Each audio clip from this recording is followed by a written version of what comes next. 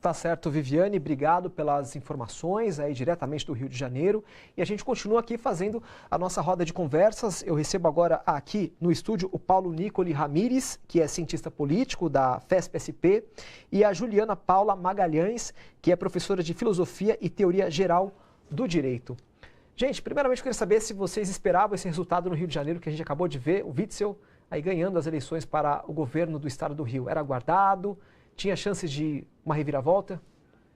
Bom, no final do primeiro turno ele deu uma arrancada, né, e consolidou quase que a totalidade dos votos. Por muito pouco o Rio de Janeiro não tem a eleição no primeiro turno, né, e no segundo turno veio se confirmar esse processo, né. Mas a ideia de um desgaste, né, dos partidos tradicionais, tanto de esquerda quanto de direita, que faz com que esses novos partidos e talvez aventureiros cheguem ao poder. Uhum. O que a gente notou muito nessas eleições, Paulo, é um grande arranque, um discurso muito forte da extrema-direita, ou seja, a população abraçou muito esse discurso dos candidatos de extrema-direita. O Witzel é um representante disso, inclusive ele é do mesmo partido do candidato Bolsonaro.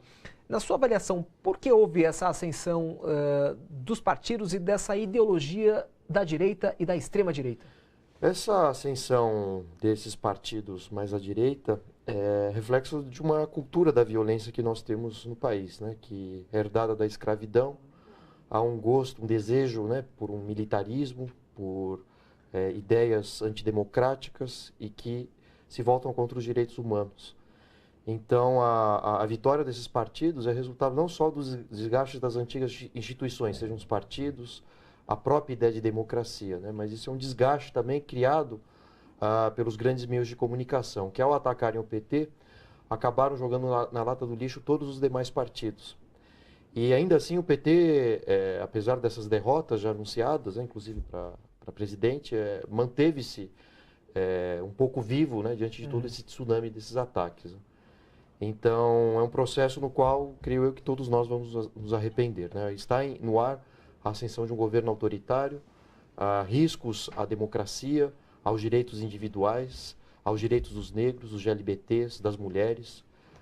Essa reflexão a gente precisa fazer, né? E que sirva de lição, talvez, para que nos próximos anos esse tipo de fenômeno não ocorra. Você acha que o impeachment da Dilma reforçou esse discurso mais radical da ala direitista? Esse discurso ele tem início já no final de 2013, né, 2014, quando inicia-se, né, a campanha da Dilma à presidência. Já em 2012 acaba, digamos assim, uma relação mais afetuosa entre Dilma e os meios de comunicação. Antes ela era tomada como uma gestora forte, depois como incompetente. E diante disso o PT começa a perder legitimidade junto à opinião pública. E o resultado disso é que o impeachment já foi um processo absolutamente arbitrário, foi um golpe. A Dilma, vejam, ela perde o mandato, mas não os direitos políticos, né? Isso é difícil de entender como isso foi possível. Na sequência, o Temer aprova uma série de leis conservadoras contra os trabalhadores, meio ambiente. E agora a gente vê a ascensão, o resultado disso, né? Ou seja, uma crítica irresponsável dos meios de comunicação, que são de fato os principais responsáveis por esse processo, né, dessa onda conservadora, entre outros comentaristas políticos, os grandes meios de comunicação. Então tudo isso veio ressaltar esse espírito de defesa da violência, da arbitrariedade e de não respeito às instituições democráticas. A vitória de Bolsonaro, ainda que democrática, ela revela um desrespeito contra a própria democracia, contra princípios básicos de liberdade, de igualdade jurídica, e é algo que realmente merecerá, por parte da academia, uma série de estudos para os próximos anos. Queria falar também com a Juliana Paula Magalhães, que é professora de Filosofia e Teoria Geral do Direito. Professora, queria entender por que houve essa... Estava falando aqui com o nosso Paulo Nicoli, por que houve essa ascensão da extrema-direita, ou seja, as pessoas estão mais conservadoras hoje em dia? Bom, primeiramente, boa noite. Eu quero agradecer o convite aqui da TVT. É uma honra estar aqui nesse espaço. Na realidade, essa ascensão dessa onda conservadora é o resultado de um movimento histórico da sociedade brasileira em que predomina essencialmente um conservadorismo. E acho que é necessário também se fazer uma autocrítica em relação aos movimentos de esquerda, de modo geral, que ascenderam ao poder e tiveram essa oportunidade de ter um acesso maior, de disputar espaços ideológicos com digamos assim, espaços ideológicos de formação de opinião das massas. Professora, e que acabaram ficando desculpa interromper a senhora, o áudio da senhora está com um problema técnico aqui do estúdio, desculpa interromper. A gente vai fazer o concerto rapidinho, nós já voltamos, eu peço que a senhora retome posteriormente essa resposta sobre o que nós estávamos conversando do conservadorismo, mas é rapidinho só para a gente poder fazer esse concerto, tá? Sim. Enquanto isso acontece, eu vou continuar aqui com você, Nicole.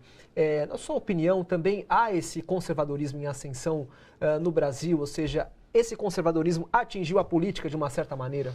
Totalmente, né? E o futuro da política agora é uma verdadeira incógnita, né? O que será das próprias instituições, do próprio judiciário? Será que realmente se respeitará a divisão dos poderes, o equilíbrio entre eles? Então, a vitória virtual, né? Se é que já não esteja consolidada, de Bolsonaro, representa uma série de dúvidas jurídicas, políticas, frente também às conquistas sociais dos últimos anos. Enfim, eu acredito que isso seja, do ponto de vista da economia e do mercado, até mesmo pior do que a eleição do Haddad, né? Frente à visão das nossas elites econômicas. Né? Lembrando que muitas empresas de capital estrangeiro investem em países que respeitam os direitos humanos, né? E se isso não ocorrer. Então, a tendência é que a gente possa ter, eventualmente, uma fuga de capitais, acentuando o desemprego, a miséria no país. Você acha que na pessoa de Fernando Haddad existe uma simbologia de manutenção de democracia no país? Sim, me parece que o próprio Lula escolhe Fernando Haddad a dedo como uma tentativa de conciliação, né? Haddad, intelectual de formação, não necessariamente esteve ligado às bandeiras populares, né? Mas óbvio que estando no PT acaba se associando a elas. Mas o Haddad vê-se como um homem de classe média capaz de trazer um certo equilíbrio. Né? Ainda que o PT tenha saído derrotado desse processo, me parece que o partido sai fortalecido, né? Porque apesar dessa avalanche de críticas da imprensa, o partido conseguiu 44%, né? O que parece da quantidade de votos. Né? Deixa eu voltar de novo a falar com a professora. Não, então, peraí. Estamos então com um problema de áudio. Retomando essa questão, o Partido dos Trabalhadores, ele ainda... você acha que ainda tem fôlego para conseguir... Você acha que falta, de repente, fazer eu diria assim, uma renovação no partido? Ou seja, é necessário tomar um fôlego? Sim, o PT ele só veio fazer uma autocrítica no final da campanha, né? Quando Haddad começa a estender as mãos para outros partidos, dissidentes, né, de outros partidos também, mas faltou um pouco isso, né? Me parece que o PT concentrou parte da sua campanha na imagem de Lula, né? E Haddad acabou aparecendo muito tardiamente, né? Talvez isso tenha sido o fato do Fernando Haddad ter entrado depois também o prejudicou de uma certa forma? Talvez sim, né? Mesmo porque a imagem dele esteve associada a Lula, querendo ou não. Parte do eleitorado vê com muito maus olhos o simples vínculo de Lula com Haddad, né? Mas no final da campanha, como nós vimos, no segundo turno principalmente, o Haddad meio que se desprende, né, da imagem de Lula. E isso talvez justifique um pouco a ascensão dele na reta final, né? Ele teve uma ascensão grande, né? Inclusive, hoje a pesquisa apontava 10 pontos de diferença. Quer dizer, eu acho que, não sei na sua avaliação, ele conseguiu criar a sua própria identidade na campanha? Não sei se ele conseguiu criar a própria identidade, né? Mas essa ascensão dele esteve relacionado muito mais à fraqueza do seu adversário, que se mostra antidemocrático e não respeitoso aos direitos humanos. Né? Então, parte do eleitorado, principalmente de classe média, viu-se diante de um paradoxo, né? Como eleger um sujeito como o Bolsonaro, que se mostra conservador e antidemocrático. Uma região, vou pedir até para a minha direção repetir, que nessa onda de conservadorismo, a Fátima Bezerra se elegeu e 30 mulheres concorrendo, só ela se elegeu. Isso é um indício de conservadorismo? Também, de uma sociedade machista, a pouca atenção que os próprios partidos dão à participação da mulher no processo eleitoral. Mas também a gente tem que parar para pensar que, óbvio que é fundamental que as mulheres participem, né? Mas qual a qualidade dessas candidatas? Né? São conservadoras ou não?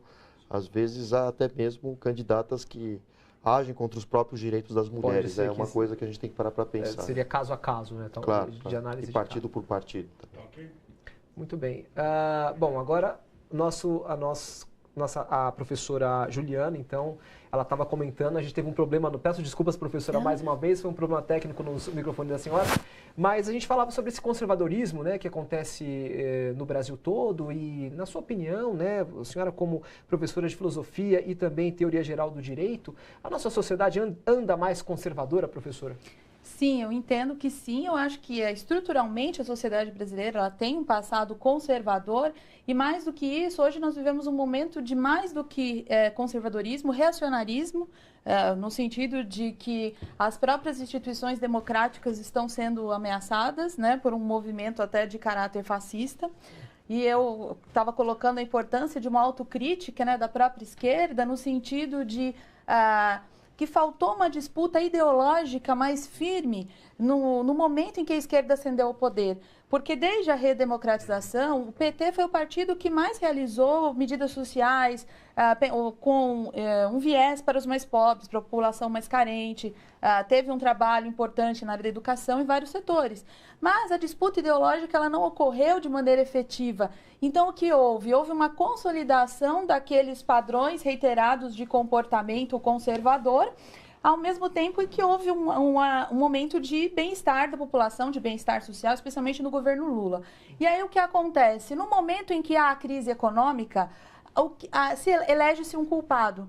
E a mídia, né, todo o aparato de mídia que bombardeou o PT a todo instante com críticas e toda a esquerda de modo geral, no sentido de que a própria palavra marxismo, comunismo, ela é criminalizada, socialismo, e as pessoas nem sabem do que se trata. Aquele slogan, nossa bandeira jamais será vermelha, quando que as pessoas se esquecem que o vermelho é a cor das lutas sociais, das lutas dos trabalhadores, e o próprio trabalhador acaba elegendo alguém que vai contra o seu próprio direito. Então, na realidade, isso demonstra a ausência de uma disputa de um espaço ideológico e uma consolidação de uma ideologia conservadora, uma ideologia burguesa e uma ideologia jurídica, porque a crença cega nas instituições jurídicas, na medida em que a própria esquerda sempre reiterou esse discurso, acreditando no direito burguês, acreditando nas instituições burguesas, acreditando que conseguiria uma justiça de fato pelos meios institucionais, quando na realidade isso se mostrou falido na prática. E muitas vezes esse distanciamento da massa da população permitiu com que essa ideologia conservadora ganhasse corpo e até reacionária, e até diante dessa ameaça fascista que nós vivenciamos. E, na realidade, a esquerda precisa o quê? Ainda que derrotada, precisa retomar cada vez mais, e isso ocorreu muito nesse momento, nessa campanha do Fernando Haddad, no sentido de um retorno, de uma retomada de um diálogo com a população mais pobre, com a periferia. E essa mobilização ela não pode parar. Eu acho que ela tem que continuar para fazer frente a essa onda fascista que ameaça todos nós. E como é que o campo democrático vai se mobilizar numa eventual vitória, vai se organizar numa eventual vitória de Bolsonaro? Ou seja, como é que fica a democracia?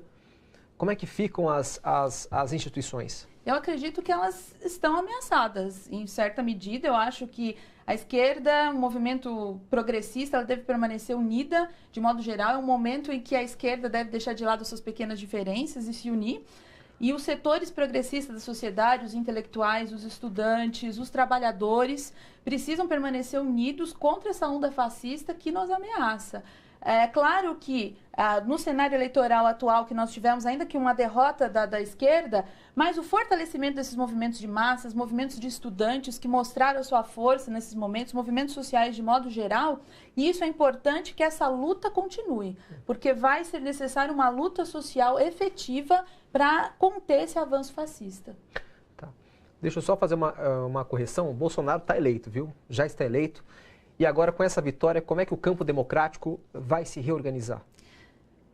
Eu acho que o momento de essa reorganização ela precisa ser urgente, ela já é para hoje. Eu acho que é um momento no sentido de união das forças progressistas, inclusive até setores de centro-direita, que também valorizam a democracia, os espaços democráticos. Então, acho que é importante os setores progressistas e democráticos da sociedade estarem unidos, dialogarem e terem também a preocupação de acesso à população, de um diálogo com o trabalhador, de manter assim o espaço de luta dos movimentos sociais que sofrem inclusive uma ameaça de criminalização, como nós vimos em discursos do candidato Jair Bolsonaro, querendo criminalizar movimentos sociais, de modo inclusive a ferir a nossa própria ordem constitucional, que garante toda a própria função social da propriedade, por exemplo, e quando se fala em criminalizar movimentos sociais, vai-se contra a própria ordem constitucional. E Paulo, você quer complementar sobre isso? Eu acredito que em relação à esquerda, é necessário que ela volte seus olhos para a periferia, né? Querendo ou não, o PT nos últimos anos promoveu a ascensão econômica, né, da população mais pobre, mas o que se desenvolveu do ponto de vista da subjetividade dos indivíduos foi o consumo, né, e não necessariamente o papel de uma classe trabalhadora, o papel dos explorados, o papel dos marginalizados. Veja que nas periferias a gente encontra uma igreja evangélica a cada esquina, o que justifica a ascensão dos evangélicos no poder. No entanto, nós encontramos com tanta força os partidos políticos de esquerda, né? Então, eles se concentram muito mais nas universidades, entre os intelectuais, mas falta essa participação da esquerda na periferia. E eu acho que isso foi determinante para a derrota do PT. É um pouco aquele discurso do Mano Brown, né? Exatamente. Ele falou que é necessário comunicar mais, né? Na avaliação de vocês, por que então que não houve essa comunicação? Teve algum fato preponderante? Na realidade, foi um olhar que deixou de ser dado para essa importância da disputa ideológica de espaço. Então, na realidade, os aparelhos de comunicação de massa, por exemplo, a democratização da mídia, isso é fundamental para que houvesse essa disputa. Esse cenário já ficou perdido, porque a esquerda não está mais no poder. Então, temos que ter uma outra estratégia agora, trabalhando, né, como já foi colocado, a questão das periferias, trabalhando nas bases, efetivamente, no diálogo com a população, na formação da militância, inclusive, dos movimentos sociais, de modo a se deixar de lado todo esse aspecto de tudo que se fala em socialismo na nossa sociedade. As pessoas estão olhando torto, ou até achando que isso é criminoso. Ou as pessoas, quando se fala em marxismo, em comunismo, por exemplo, as pessoas olham torto. E isso virou xingamento. E, na realidade, alguém que está pensando em olhar para a população e melhorar a condição de vida da população. Até a social-democracia é mal vista. A democracia, inclusive, a população elegeu como se fosse o PT responsável pelas suas mazelas. O que vai acontecer? Vai ter uma ascensão do Bolsonaro ao poder e vamos ter um governo de caráter neoliberal. E aí a sociedade vai, se a esquerda souber explorar esse contexto social, vai perceber que a situação piorou, a situação econômica piorou, a situação de vida, o poder aquisitivo da população, certamente vamos ter uma situação bastante complicada. Aí é o momento de efetivamente haver uma mobilização de massas no sentido de reformas sociais efetivas. Não deixar que esse avanço fascista se concretize, colocar freios. Porque, na realidade, eu acho que, na medida em que há uma resistência da população, uma resistência organizada, esse projeto político de caráter fascista vai ter que recuar. Mas para isso é necessário muita organização, muito trabalho e junto à classe trabalhadora também. Mas é um cenário muito difícil, eu enxergo, infelizmente. Eu acredito que a principal dificuldade desse cenário, é lógico que vamos ter mobilizações, mas é difícil a gente se mobilizar pensando que colocamos no poder os militares. Foram 24, 28 anos, né, de ditadura e de lutas para que eles saíssem do poder. E quais são as garantias que Bolsonaro respeitará a Constituição? É difícil dialogar com indivíduos que pensam com uma arma na mão.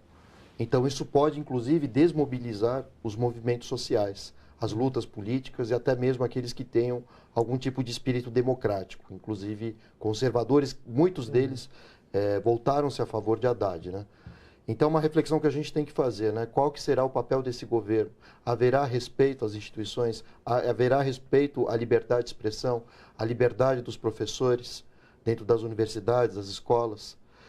O pacote que vem junto com o Bolsonaro é muito perigoso. A gente pode pensar na escola sem partido, o papel maior das religiões na educação das crianças, militares intervindo não só em estatais, mas também do processo de educação. É muito grave o que ocorreu. Nossa sociedade está cega diante desse processo de eleição do Bolsonaro. Haja vista que boa parte da comunidade internacional, até mesmo a Le Pen, que é uma fascista declarada da França, que concorreu, né, e quase chegou muito próxima de vencer na França as eleições, ela mesma dizia que Bolsonaro é uma figura perigosa. Então, o cenário, a perspectiva que nós temos é a pior possível, né? Duvido que Bolsonaro consiga manter o espírito democrático, porque ele nunca alimentou esse espírito.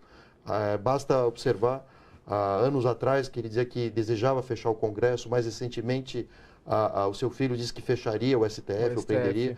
Então vejam que o Bolsonaro, inclusive, se recusou a participar de debates políticos. Quer dizer, é uma maneira de... O local para expressar as suas ideias, o seu pensamento, o eleitor não teve a chance de conhecer as ideias dele. Né? E aí o papel da indústria cultural, da comunicação em massa, que nessa eleição ficou muito mais evidente que a internet vence os meios de comunicação convencionais. O Bolsonaro tinha 7 segundos na TV, talvez nunca ninguém tenha vencido dessa maneira. Mas isso é reflexo de uma falha, né, de toda a esquerda como um todo na capacidade de educar o povo. Vocês acham que é uma possibilidade que a democracia permite que seja eleito um autoritário, ou seja, um político autoritário? A democracia, por dar voz a todos os segmentos, ela também possibilita que pessoas autoritárias cheguem ao poder? Bom, isso é uma característica da democracia também. É um outro lado, talvez, né? Sim, eu acho que a nossa crença, muitas vezes, cega nessa estrutura social democrática burguesa. Na realidade, nós vivemos uma estrutura democrática, mas não é plenamente democrática, porque nós temos aparelhos ideológicos de Estado que, como disse lá o filósofo francês Louis Althusser, quando ele estuda isso, que nós temos uma formação de opinião das pessoas, né? Uma ideologia que opera no próprio inconsciente das pessoas e que constitui as práticas sociais subjetivamente dos indivíduos. Então, o que acontece? Quando nós falamos que a pessoa tem uma livre escolha, ele vai votar livremente, na realidade ele vai votar dentro de um arcabouço ideológico que o constitui. Se ele está inserido numa sociedade conservadora, numa sociedade racista, machista, homofóbica, numa sociedade onde eu tenho uma aparelhagem ideológica que vai sempre fazer um discurso contrário à esquerda, nossa bandeira jamais será vermelha, esse tipo de coisa, todo problema que esse indivíduo tiver, ele vai jogar nas costas da esquerda e vai votar a favor da direita. Por isso que eu acho que dentro desse cenário de desesperança que nós vivemos, né, de catástrofe, nós podemos sim ter esperança, no sentido de que a mobilização de massas ela pode ocorrer. Haddad, não obstante derrotado, tem uma votação bastante expressiva. Isso mostra que a população brasileira não aderiu como um todo ao fascismo. O PT, com toda a pressão que sofreu, a prisão de Lula, a prisão política que Lula sofreu, o golpe, toda a situação, toda a mídia contra o PT, mesmo assim nós tivemos uma votação expressiva do Partido dos Trabalhadores. E isso mostra, e uma união das esquerdas, que isso foi muito bonito, vários partidos que se uniram, setores progressistas, centro-direita, que apoiaram. E isso, eu acredito que vai constituir também um freio a eventuais abusos de um governo Bolsonaro. Não vai ser uma coisa assim tão fácil também implementar um fascismo no nosso país. Eu acho que há possibilidade sim de uma luta social. Temos que ser otimistas, não podemos abandonar as trincheiras da luta. É o momento da esquerda se unir, dos setores progressistas da sociedade também, democráticos de modo geral, se unirem para manter pelo menos o mínimo de uma democracia burguesa, que está longe ainda de ser um ideal de sociedade justa. E nesse momento, qual seria a melhor atuação do Partido dos Trabalhadores nesse momento? Ou seja, sai fortalecido, sai com a sua militância mais esperançosa? De que maneira que o PT pode talvez se reinventar ou enfim, que ele pode agir nesse momento? Essas eleições foram um furacão que acabou destruindo boa parte dos partidos. E dos escombros, os que mais sobraram foram do PT, né? Basta ver a quantidade de senadores, de deputados federais. Perderam-se muitos desses cargos, mas ainda assim o PT, entre os partidos progressistas e de esquerda, foi o que ainda se saiu melhor, né? Mesmo o resultado do Haddad é surpreendente, né? Diante pelo menos 12, 16 anos de críticas e mais avalanches de críticas sobre o PT. Então, acredito que essa é a hora desses partidos buscarem uma unidade democrática, mesmo os progressistas, né, como ela bem apontou. E, enfim, os meios que nós temos são os meios democráticos, né? Seja a imprensa, seja o Congresso. Agora, a questão é observar como que Bolsonaro irá dialogar com a oposição. Por enquanto, ele não dialoga. E duvido que dialogue, esse é o medo, né? Então, o que está nessa perspectiva é um governo autoritário, de cunho fascista. E os partidos de centro a maioria eles ficaram neutros nesse segundo turno, né? A gente viu vários partidos aí que não declararam apoio a ninguém ou deixaram seus militantes livres para apoiar qualquer um dos dois candidatos. Isso contribuiu, esse silêncio contribuiu para esse resultado? Ou seja, se o centro tivesse tomado partido, literalmente, nós poderíamos ter um resultado diferente? Eu acho que sim, né? Já dizia Antônio Gramsci, né? Odeio os indiferentes, né? Viver é tomar partido. Eu acho que eu acho que foi uma falha, né? Uma omissão, quase que uma ameaça fascista, lavar as mãos é quase que fazer como um Pôncio Pilatos, né? Diante de uma ameaça de fascismo. Então, eu acho que houve essa falha, mas é claro que há interesses políticos, há interesses econômicos, ninguém é ingênuo para pensar que não há esse tipo de interesse. Há pessoas que estão pensando num fracasso de um governo Bolsonaro para depois se candidatarem novamente, mas que também não pensaram que efetivamente a própria ordem democrática pode estar ameaçada e que talvez nem tenha novas eleições. Então, a luta é para que nós consigamos permanecer nesse processo democrático, na realidade.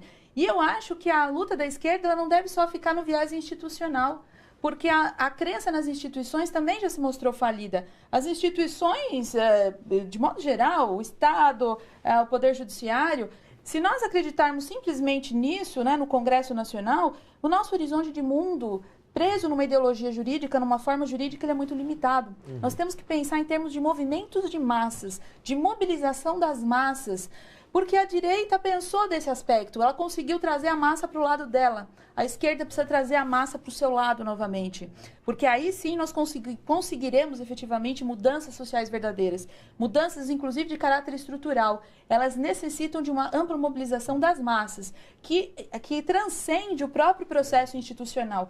Crer nas instituições, simplesmente, eu acho que é uma falência da esquerda. Tem que transcender esse processo, tem que ir para a rua, tem que ir para as massas, tem que atingir as massas de uma forma geral, com todos os recursos possíveis que nós consigamos, desde o trabalhador, o estudante, todos os setores da sociedade, até os setores religiosos também, que têm uma mentalidade mais progressista. Tudo isso é importante para que nós possamos modificar esse cenário. E é possível. Eu acredito que isso será possível porque o Bolsonaro não vai se revelar esse salvador da pátria que muitos esperam. E na visão de vocês, como é que ficam as minorias? População negra, população LGBT, as mulheres, nesse cenário mais autoritário, nesse cenário que segrega, preconceituoso, como é que ficaria?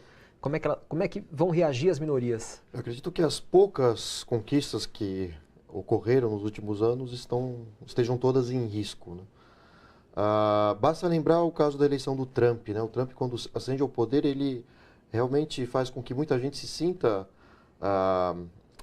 bem para sair da jaula, literalmente, e atacar as minorias, né? Então, depois da ascensão de Trump, houve um ataque maior à população negra, judeus. A gente tem que pensar que o nosso país também é machista, então as ondas de violência mais do que se multiplicaram pelo país, né? E esse é o grande temor que nós temos que ter. Pior é um presidente que não se mostra contra esse tipo de discurso, ao contrário, afirma o discurso da violência, né? Então é um verdadeiro retrocesso, isso mostra como falhamos enquanto sociedade, falhamos na educação, falhamos no processo econômico. O PT, embora tenha feito progressos jamais vistos do ponto de vista econômico para a população mais pobre, volto a dizer, ele não inseriu a população numa subjetividade voltada à condição de explorado, à visão de fato que os trabalhadores devem ter da sua própria condição de trabalhadores. Ao contrário, acendeu-se uma visão mais voltada à ascensão econômica, ao consumo. Então, houve um divórcio, de fato, entre Estado, instituições democráticas e sociedade. Esse desencaixe é o que cria toda essa desilusão frente à política, frente aos partidos. E abre margem para que oportunistas cheguem ao poder. Vejam que Dória era um apresentador de TV, um empresário ali qualquer. Luciano Huck, né, foi especulada também a eleição dele. Então, esse processo não é apenas brasileiro, mas do mundo inteiro, né? Essa descrença frente às instituições, né? Justifica a ascensão de Trump, a saída da Inglaterra do euro. Então, há uma onda conservadora no mundo como um todo, muito impulsionada pelo papel das redes sociais, das fake news, né? Então, esse é o movimento que nós estamos vivendo hoje. Quer complementar, professora, sobre isso, a questão das minorias? Eu acho que a situação das minorias ela é uma situação bastante complexa, né, nesse cenário que nós vivemos.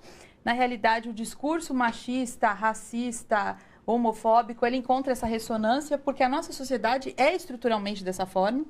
Então, na realidade, quando nós pensamos que eu ter um direito que garanta, por exemplo, a igualdade da mulher, a igualdade do negro, criminalize o racismo, coisa do gênero, ou a homofobia, e com isso vai resolver esse problema estrutural, mostra que é uma crença limitada. Na realidade, precisamos de uma mudança de práticas. O próprio discurso machista e racista e homofóbico, ele encontra uma ressonância porque a nossa sociedade, infelizmente, se põe dessa forma. Então, precisa-se de uma mudança de práticas de vida. E agora, com esse governo, a situação é bastante preocupante, porque na medida em que a pessoa encontra um líder que legitima esse tipo de conduta, isso se torna bastante problemático e é bastante preocupante a situação da mulher, do negro, do movimento LGBT nesse cenário. Essa eleição mostra, então, quem é o povo brasileiro? Tem mostrado como é que está, não vou dizer quem é, mas como está o povo brasileiro no momento? Sim, eu acho que sim. Eu acredito, inclusive, que aquele mito de que a sociedade brasileira é uma sociedade cordial e pacífica e que acolhe todos, ele cai por terra, que a nossa sociedade não tem violência. Na realidade, é uma sociedade estruturada na violência, como toda sociedade capitalista, de modo geral, que ela tem um corte de classes, enfim, nítido. E, além disso, tem a pluralidade de contradições, racismo, machismo, homofobia. Então, não se transformou estruturalmente a sociedade. Eu não tenho transformações de caráter estrutural, mas simplesmente conjuntural. Há um momento em que isso aflora. E a questão da ascensão desse movimento fascista, né, até trazendo aqui uma outra reflexão que me veio agora, essa ascensão desse movimento fascista cooptou uma revolta da população que tinha se acostumado a um certo bem-estar social e de repente se vê envolta a uma crise econômica. E é o que acontece, se elegeu o culpado. Justamente o que deu condição para que a pessoa pudesse sonhar com uma condição de vida melhor, se tornou o culpado por, em algum momento, não ter correspondido mais àquela expectativa que a pessoa tinha. E aí o que aconteceu? Ao invés do culpado efetivamente ser revelado, que o culpado é justamente essa estrutura capitalista, o culpado são os grandes grupos econômicos que sugam o sangue da população, literalmente, se culpabilizou um partido, se culpabilizou indivíduos e se coloca como um salvador da pátria justamente um indivíduo que está atrelado aos grandes conglomerados econômicos. Então, na realidade, nós vemos como que esse papel dessa constituição subjetiva ideológica do indivíduo ele é importante para reproduzir esse padrão capitalista no qual nós estamos inseridos. E essas contradições, o capitalismo ele se estrutura em crise, em divisão social. Então, é bom que para o funcionamento do capitalismo, digamos assim, esse tipo de contradição, porque a união das massas ela fica prejudicada. Quando eu não me identifico com o outro, quando eu começo a fazer separação com o outro é negro, eu sou branco, eu sou contra LGBT, veja, eu estou elegendo inimigos que na realidade não são meus inimigos, são tão explorados quanto eu na sociedade capitalista. Então, na realidade, essa eleição ela revela assim, as contradições tanto de um capitalismo global quanto da nossa sociedade. Uma sociedade que há pouquíssimo tempo, pensando em tempo histórico, era uma sociedade escravocrata. É verdade, é verdade. Quer complementar? Só adendo, eu concordo, eu assino embaixo de tudo que você diz, né? Mas um detalhe ali é essa ideia da cordialidade, né? Quando o Sérgio Buarque, em 36, escreve Raízes do Brasil, ele tenta fazer um estudo da mentalidade do povo brasileiro. E quando ele fala que o que caracteriza o brasileiro é o homem cordial, ele não está querendo dizer que o brasileiro é bondoso, generoso, não é isso. Na verdade, ser cordial é mascarar a violência, agir com o coração. Só no Brasil, a empregada doméstica é amiga íntima da patroa, né? Uma relação de violência. E a gente viu isso à torta direita nessa eleição, de alguma maneira. A gente viu a Regina Duarte dizendo, olha, o Bolsonaro lembra o meu pai, que só era homofóbico da boca para fora. A gente viu um jornalista da Globo apresentando um jornal recentemente à noite, sendo demitido por dizer que uma buzinada era coisa de negro, né? A gente lembra disso. Então, a gente viu muita gente dizendo isso. Olha, eu não sou violento, não gosto de violento, mas eu voto no fascistão ali. Todos nós conhecemos Bolsonaro através do discurso de ódio e de violência. Duvido que algum eleitor de Bolsonaro conheça o plano de ensino dele. Lógico que deve ter uma proporção que sim, né? E concordo até com isso. Mas o fato é que é aí que está o viés da cordialidade, é o mascaramento da violência, né? E aí se difundiu essa ideia, que é uma contra-ideia contra o próprio Sérgio Buarque, que o brasileiro é generoso, bondoso, mas é esse mascaramento, né? Que é muito sutil. é o que faz com que a gente viva essa falsa crença de que o país é unido, de que não tem racismo, é o que faz com que muita gente que cometa assédios contra as mulheres diga, não, eu só estava brincando. É nisso que reside a ideia de cordialidade. É o mascaramento da violência, uma relação hipócrita, permeada por afetos, quando na verdade a violência. Então, por isso que, por exemplo, Gilberto Freire dizia que no Brasil a escravidão foi adocicada. Por isso a gente vê muitos dizendo, inclusive Bolsonaro, que a escravidão no Brasil foi mais light.